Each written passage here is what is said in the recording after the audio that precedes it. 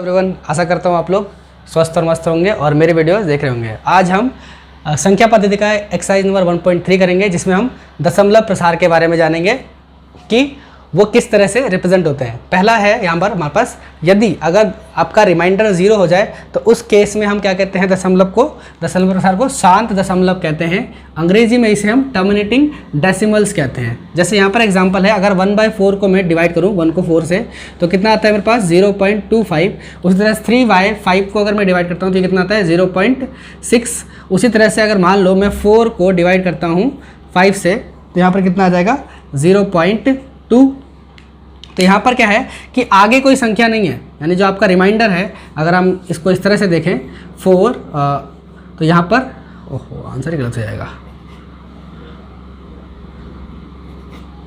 तो यहाँ पर आपके पास पहले कोई नंबर नहीं है, तो 0 लेने के लिए आपको इसका 0 लगाना पड़ेगा और 0 लेने के बाद यहाँ पे क्या हो जाएगा 48 टाइम्स में, तो ये आपका दशमलव हो जाएगा। उसी तरह से सेकंड क्या है, जब आपका जो दशमलव है वो 0 ना हो तो उस केस में हम क्या करेंगे, उस केस में इसे हम कहते हैं नॉन टर्मिनेटिंग रिक्वायरिंग डेसिमल्स या अशांत आवर्त दशमलव। ऐसे दशमलव जो अपने आप को रिपीट करते हो, जैसे इस केस में क्या हो रहा है 2/3 के केस में 0.666 आते ही जाएगा। उसी तरह से इस वाले केस में क्या हो रहा है कि 77/99, तो यहाँ पर क्या हो रहा है कि 0.777 आते ही जाएगा। और भी एग्जांपल आप ले सकते हो, जैसे यहाँ पर 7 डिवाइडेड बाय 11, तो यहाँ पर क्या हो जाएगा 0.636363 चलता ही रहेगा। तो ये आपका 2 टाइप हो गए। इसके बाद एक और टाइप होता है, उसको हम आगे पढ़ते हैं। हमारे पास तीसरा टाइप है नॉन टर्मिनेटिंग नॉन रिक्वायरिंग, यानी कि अशांत और अनावर्त। ऐसे नंबर्स जिनके दशमलव रुकते ही नहीं है, जैसे कि √2, पाई, √3। √2 की वैल्यू देखो तो 1.4143 इस तरह से आगे बढ़ती रहेगी। पाई की वैल्यू भी ऐसी होती है 1.1415 इस तरह से आगे बढ़ती रहेगी। √3 की वैल्यू भी, √5 की वैल्यू भी, यानी कि वे संख्याएँ जिनका जो दशमलव प्रसार नॉन टर्मिनेटिंग और नॉन रिक्वायरिंग हो, उसे हम इरेशनल नंबर भी कह सकते हैं। यानी कि वो नंबर्स जनरली क्या होते हैं, वो इरेशनल नंबर्स होते हैं, यानी कि अपरिमेय संख्याएं होते हैं। अब हम शुरू करते हैं एक्सरसाइज नंबर 1.3। उससे पहले हम देखते हैं एग्जाम्पल नंबर 5। एग्जाम्पल नंबर 5 में क्या बोला है, find the decimal expression of 10/3, 7/8 और 1/7। मैं इसमें से आपको कोई भी 2 कराऊंगा, जैसे मैं इसको और इसे करा रहा हूँ, आप इसे खुद कर लेंगे। जैसे यहाँ पर है 7/8, तो 7/8 को आपको, जैसे आप जनरली पहले बचपन में डिवाइड करते थे वैसे ही करना है आपको। 8 को आपको बाहर रखना है और 7 को अंदर। अब जो 7 है वो 8 से छोटी संख्या है, इसके लिए आपको क्या करना पड़ेगा, यहाँ पे 0 लेके पॉइंट लगाना पड़ेगा और यहाँ पे भी क्या लेना पड़ेगा 0 लेना पड़ेगा। तो इससे 70 बनेगा। 70 तो आता नहीं 8 की टेबल, इससे कम क्या आता है 64। कितनी बारी में 8 टाइम्स में। फिर आप यहाँ पे इसे सब्ट्रैक्ट करेंगे तो कितना बचेगा 6 और ये 0। फिर यहाँ पे 7 टाइम में कितना आता है 56। फिर माइनस करेंगे, फिर आएगा 4, फिर आप 0 लगा सकते हैं। यहाँ पर 5 टाइम में कितना आ जाएगा 40। तो यानी कि इसका जो आंसर हो जाएगा वो क्या हो जाएगा 7/8 इज इक्वल टू 0.875। अब यहाँ पे आप ये बता सकते हैं कि ये कौन से टाइप का आपका दशमलव प्रसार है या डेसिमल एक्सप्रेशन है। तो ये किस प्रकार का है, यहाँ पर जो रिमाइंडर है वो क्या बच रहा है 0। जब 0 बच रहा है तो उस केस में क्या कहते हैं, शांत परिसर कहते हैं, यानी कि टर्मिनेटिंग डेसिमल्स बोलते हैं। तो ये आपका क्या हो गया टर्मिनेटिंग डेसिमल्स। उसी तरह से सेकंड वाले को अगर हम देखें तो क्या है 1/7। 1/7 को जब सॉल्व करोगे तो क्या हो जाएगा, यहाँ पर आप 7 को बाहर रखोगे, 1 को अंदर। फिर से आपको क्या लेना पड़ेगा 0 और पॉइंट लगाना पड़ेगा। क्यों, क्योंकि ये 1 जो है 7 से छोटा है। तो यहाँ पर 1 टाइम में क्या आएगा 7, माइनस करेंगे आप, यहाँ पे बचेगा 3, तो आप फिर से 0 लगाएंगे तो 7 की टेबल में 28 आता है, इससे कम। 4 टाइम्स में 28 माइनस करेंगे 2 बचेगा 0। फिर 2 टाइम्स में 14 आता है, फिर माइनस करेंगे 6 बचेगा। फिर यहाँ पे 56 आता है 8 टाइम्स में, माइनस करेंगे 4 बचेगा। और फिर यहाँ पे 0, यहाँ पे 35 आता है 5 टाइम्स में, और यहाँ पर फिर ये 5 और यहाँ 50, तो यहाँ पर 7 टाइम में 49 आता है, 49 आता है, और यहाँ पे 1। अब 1 आ गया, इसका मतलब क्या है, फिर से ये नंबर अपने आप को रिपीट करना शुरू कर देगा। इस नंबर के बाद क्या करेगा, वो अपने आप को रिपीट करना शुरू कर देगा। तो इस केस में अगर आप से आंसर पूछा जाए कि इसका जो डेसिमल एक्सप्रेशन है किस टाइप का है, तो आपका जवाब क्या होगा, नॉन टर्मिनेटिंग और रिक्वायरिंग, यानी कि अशांत लेकिन आवर्त। 1 4 2 8 5 7 1, ये आपका क्या हो जाएगा, रिपीटिंग हो जाएगा, यानी कि इसके बाद क्या होगा, नंबर्स फिर से रिपीट होने लग जाएंगे। इस सेम तरीके से आपको एक्सरसाइज नंबर 1.3 के क्वेश्चंस करने हैं। फर्स्ट क्वेश्चन सारे इसी टाइप से होंगे आपके। तो 1.3 का फर्स्ट क्वेश्चन का कोई एक क्वेश्चन कर लेते हैं, जैसे यहाँ पर है 1.3 एक्सरसाइज क्वेश्चन नंबर 1 का फर्स्ट क्वेश्चन। यहाँ पे क्या लिखा हुआ है, 36/100। अब 36/100 यानी कि 00 है, तो आप सीधा सीधा क्या करते हैं, 0.36 लिखेंगे, यानी कि ये आपका क्या हो गया, टर्मिनेटिंग डेसिमल हो गया। और आपके एग्जांपल से जैसे यहाँ पर अगला क्वेश्चन नंबर इसका सेकंड पार्ट, यानी 1/11। अब अगर किसी नंबर के नीचे 11 है तो आप इसमें इस तरह से 0 लगाओ और यहाँ पे जो 11 है उसको रखो। ये आपका स्टेप सिर्फ आपके माइंड में करना है आपको। और इसमें से आप एक क्या कर दो, 1 माइनस कर दो, 1 माइनस कर दो। तो यहाँ पर क्या हो जाएगा, जैसे 1 है यहाँ पर तो 1 माइनस करोगे तो यहाँ पर हो जाएगा ये 0.0909, इस तरह से रिपीट होना शुरू हो जाएगा। जैसे मान लो एक और एग्जांपल मैं ले लेता हूँ, यहाँ पे मैंने 3/11 लिख दिया, तो यहाँ पर क्या होगा, इसको 30 बनाओ और 11 इसमें से 3 माइनस कर दो, तो ये कितना हो जाएगा, 0.2727 इसके आंसर आएंगे। समझ गए होंगे। बाकी के क्वेश्चन आप खुद ट्राई करेंगे और अगर नहीं आएंगे तो आप कमेंट बॉक्स में उसको पूछेंगे मुझसे, मैं आपका जवाब दूंगा आगे। तो बात करते हैं क्वेश्चन नंबर 2 की 1.3 के। इसमें क्या लिखा है, you know that 1/7 is equal to 0.142857। Can you predict what the decimal expressions of 2/7, 3/7, 4/7, 5/7 and 6/7 are without actual doing long division? if so how? तो अगर आपके पास ये लिखा हुआ है कि 1/7 इज इक्वल टू 0.142857 है, तो आपके पास अगर पूछ रहा है कि 2/7 का क्या होगा, तो आपको बस क्या करना है कि इस 2 की मल्टीप्लाई इसके आंसर से कर देना। क्यों? क्योंकि यहाँ पर क्या लिखा हुआ है, ये नॉन टर्मिनेटिंग और एक्वायरिंग डेसिमल है, तो इसका मतलब बस आपको इससे क्या करना है, मल्टीप्लाई करना है 0.142857। तो इसका आंसर क्या निकल के आ जाएगा, ये हो जाएगा 14 यानी कि 4, और 10 यानी कि 11, 16 यानी कि 17, 2 यानी कि 2 to the 4 यानी कि 5, और यहाँ पे 4 का हो जाएगा 8, और यहाँ पे 2 का हो जाएगा 2, और ये 0.2। इसी तरह से आप इसका भी कर देंगे, 3/7 का भी।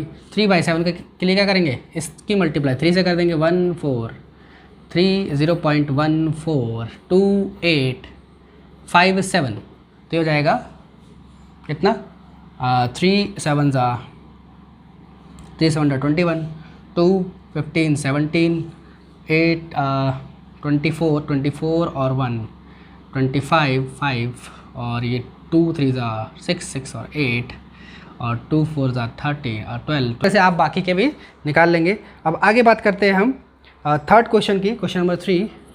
क्या लिखा हुआ है इसमें, express the following in the form of P/Q where P and Q are integers and Q is not equal to 0। First question आपके पास है 0.6 और इसको हम बोलते हैं बार। तो इसको आपको रिप्रेजेंट करना है P/Q की फॉर्म में। किस फॉर्म में रिप्रेजेंट करना है आपको, P/Q की फॉर्म में। तो आपको क्या करना है, आपको इसे x मान लेना है। क्या मान लेना है, x।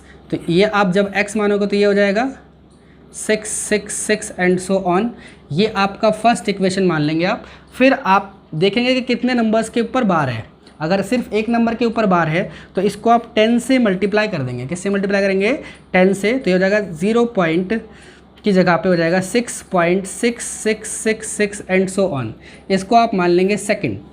अब इसको सेकंड मानने के बाद आप क्या करेंगे, सेकंड इक्वेशन में से फर्स्ट इक्वेशन को आप माइनस कर देंगे, यानी कि 10x में से x गायब होगा, यानी कि घट जाएगा। तो यहाँ पे क्या बचेगा 6.666 एंड सो ऑन, हो जाएगा 0.666 एंड सो ऑन। इसको आप माइनस कर देंगे तो कितना बचेगा, यहाँ पे 0 0 0 एंड यहाँ पे हो जाएगा ये 6।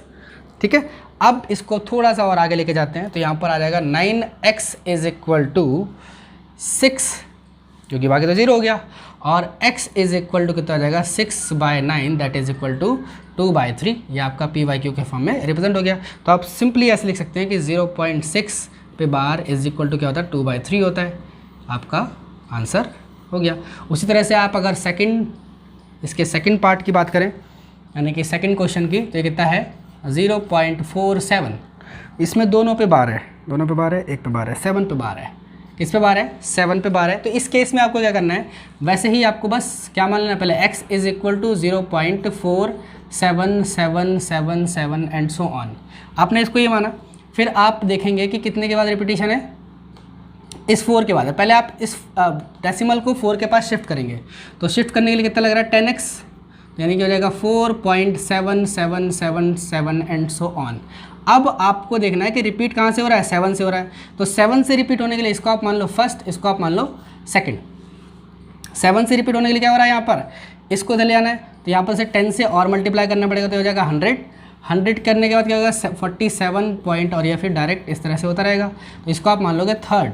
अब आपको क्या करना है, थर्ड वाले में से इस बार क्या करना है, थर्ड वाले में से सेकंड वाले को घटाना है, थर्ड वाले में से सेकंड वाले को घटाना है। और जब आप घटाओगे तो यहाँ पे क्या हो जाएगा 100x minus 10x is equal to 47.777 and so on. और यहाँ पे हो जाएगा ये 0. या ऐसे कह लो 4.777 एंड सो ऑन। माइनस करेंगे तो ये 0 0 0 पॉइंट, और यहाँ पे 3 और यहाँ पे 43। आपको ये ध्यान देना है कि ये जो राइट पॉइंट के बाद की संख्या है वो 0 0 बननी चाहिए, तब आपका आंसर सही आएगा, अदरवाइज आप कुछ ना कुछ गलती कर रहे हैं। और यहाँ पे क्या बचेगा 90x इज इक्वल टू 43, तो x इज इक्वल टू कितना हो जाएगा 43/90, यानी कि जो आपका रिप्रेजेंटेशन है 0.47 का वो कितना हो जाएगा 43/90। Got it. अब आगे चलते हैं। उसी तरह से आप देखेंगे कि क्वेश्चन नंबर 4 वो भी आपको क्वेश्चन नंबर 3 की तरह करना है, बस यहाँ पर 9 9 है, आपके उसके ऊपर बार नहीं है, आपको सेम प्रोसीजर यूज़ करके करना है। क्वेश्चन नंबर 5 में आपको क्या करना है, डिवाइड करनी है, लॉन्ग डिवीजन, और मैक्सिममली आप जहाँ तक जा सकते हो वहाँ तक कर लेंगे। 6th क्वेश्चन में आपका एक एग्जाम्पल देना है आपको टर्मिनेटिंग डेसिमल का, और 7 में आपका नॉन टर्मिनेटिंग और नॉन रिक्वायरिंग का आपको एग्जाम्पल देने हैं 3। तो मैं एक एग्जांपल देता हूँ 7 वाले में। अब कोई से भी नंबर लो, जैसे 0.1 2 3 4 3 1 6, इस तरह से आप कुछ भी लिखते हो चले जाओ, जो कि रुके ना कभी। बस आपको ये ध्यान देना है कि वो रुके ना, तो आपका क्या हो जाएगा नॉन टर्मिनेटिंग नॉन रिक्वायरिंग, यानी कि अशांत और अनावर्त। अब क्वेश्चन नंबर 8 में देखें, एक लिख दिया मैंने आपका, 2 और आप खुद ही लिख लेंगे। क्वेश्चन नंबर 8 में देखिए, find the different irrational number between the rational number. अब इसमें आपको क्या करना है, इन रेशनल नंबर्स के बीच आपको इरेशनल नंबर फाइंड करने हैं। तो आपको क्या करना है, पहले इसकी पॉइंट वाली वैल्यू निकाल लो, यानी कि 5/7 को आप डेसिमल में कैसे लिखेंगे, तो ये हो जाएगा आपके पास 7 7 1 7 1 कितना बचा 3, यानी कि 4, फिर बचा आपके पास 2, यानी कि 2, इस तरह से आएगा। उसी तरह से अगर इसको हम डिफाइन करें, तो मैंने आपको पहले बताया था जब 11 से डिवाइड करते हैं तो क्या होता है, इसमें आपको बस इसमें से जितना संख्या है उसको मैच करना होता है, यानी कि 81, यानी कि 0.8181 करके इसका आंसर आएगा। ठीक है, तो अब इसके बीच के आप कोई से भी नंबर्स लिख दो, इसके और इसके बीच के बस कोई से भी नंबर लिख दो। जैसे फर्स्ट क्वेश्चन इरेशनल नंबर लिख रहा हूँ, इरेशनल नंबर्स। फर्स्ट जैसे मैंने लिखा 0. ये तो 7 1 4 3 2 1 3 6, कुछ भी लिखते हुए चले जाओ बस। उसी तरह से सेकेंडली आप लिख सकते हो 0.7269 3। बस आपको ध्यान देना है कि वो इससे छोटा हो और इससे बड़ा। और जो आपका दशमलव है यानी कि डेसिमल है वो नॉन रिक्वायरिंग और नॉन टर्मिनेटिंग हो। तो आपका ये हो गया। अब क्वेश्चन नंबर 9 देखिए, इसमें क्या कह रहा है, क्लासीफाई करो आप कि कौन सा इसमें इरेशनल है कौन सा इरेशनल नहीं है। तो आपका फर्स्ट क्वेश्चन क्या है, रूट 23। तो रूट 23 का कोई परफेक्ट रूट नहीं है, तो इसलिए क्या हो गया, ये इरेशनल नंबर हो गया। ठीक है, उसी तरह से सेकंड क्या है, 2 अंडर रूट ऑफ 2 to 5। तो आपको याद होगा कि 2 to 5 क्या होता है, 15 का रूट होता है। जब 15 का रूट होता है इसका मतलब क्या है, ये एक रैशनल नंबर बन गया, और रैशनल नंबर बन गया तो ये एक क्या हो जाएगा हमारे पास, रैशनल नंबर, इरेशनल नहीं रहेगा। थर्ड क्वेश्चन में है 0.3796। अब यहाँ पर इसका रिमाइंडर क्या होगा, 0 होगा। जब रिमाइंडर 0 होगा तो इसका मतलब ये भी क्या हो गया, रैशनल नंबर। इरेशनल नंबर क्या होते हैं, जब आपके जो नंबर्स है वो रुके ना, डिवाइड होते ही चले जाएँ, तो उसे हम क्या कहते हैं, इरेशनल नंबर। लेकिन यहाँ पर क्या है कि फुल मतलब रुक गया है, तो इसलिए आपका क्या हो गया, ये रेशनल नंबर हो गया। उसके बाद नेक्स्ट फोर्थ में क्या है, 7.478478 एंड डॉट डॉट डॉट। इसका मतलब ये भी क्या है, एक इरेशनल नंबर है, तो आप इसको क्या लिख सकते हो, एक इरेशनल नंबर है। उसी तरह से लास्ट क्वेश्चन आपका फिफ्थ क्या लिखा हुआ, 1.100100101001 इस तरह से बढ़ते जा रहा है। इसका मतलब ये भी क्या है, हो गया एक इरेशनल नंबर हो गया। इसी के साथ आपका 1.3 समाप्त करते हैं। और इसमें जो क्वेश्चन जिसमें आपको दिक्कतें हो वो आप कमेंट बॉक्स में कमेंट करके पूछें, मैं उसका जवाब आपको एक नई वीडियो बनाकर ज़रूर दूंगा। तब तक के लिए अपने पर्यावरण का ध्यान रखें। जय हिंद।